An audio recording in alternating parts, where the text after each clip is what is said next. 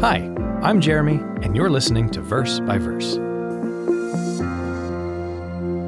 Today, we're going to talk about merism. Now, if you're hearing that word and immediately thinking, oh no, that sounds like dry technical jargon, let me assure you, it is dry technical jargon. But it's also a helpful tool for looking at some of the Bible's more poetic passages. And today, we're going to look at a verse that really shows it in action. Merism is a literary technique where you use two extremes to describe the entirety of something. Let me give you an example. When someone says that they searched high and low, we know instinctively that they're not saying they looked only in high places and only in low places.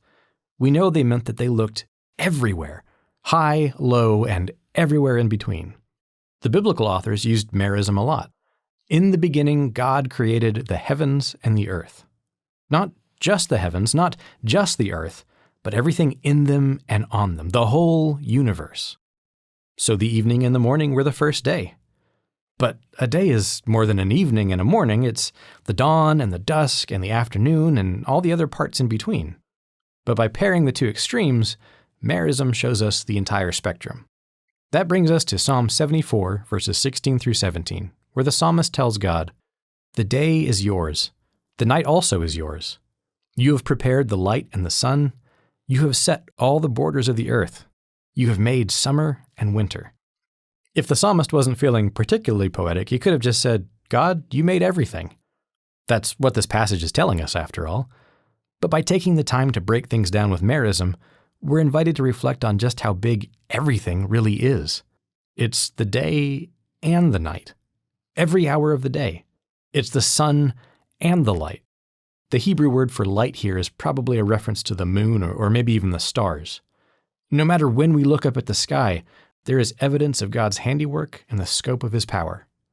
He set the borders or boundaries of the earth, mountains, rivers, and oceans, but also summer and winter. And not just summer and winter, all the seasons and all the incredible changes that happen between each one.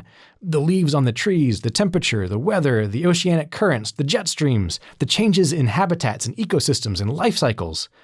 All those exist because of the universe God set in motion and holds in his hands. Yes, God created everything, but it's easy to lose sight of the grandeur of everything. The day and the night, the moon and the sun, summer and winter, a whole world full of cycles and rotations, designed by the great Creator. And in the midst of all these merisms is a question for each of us to consider. If God has his hand in all these things, if he maintains perfect control over these incredible details of the world we exist in, how much more does he have a handle on your life and the things that happen in it? Verse by Verse is a Life, Hope, and Truth podcast.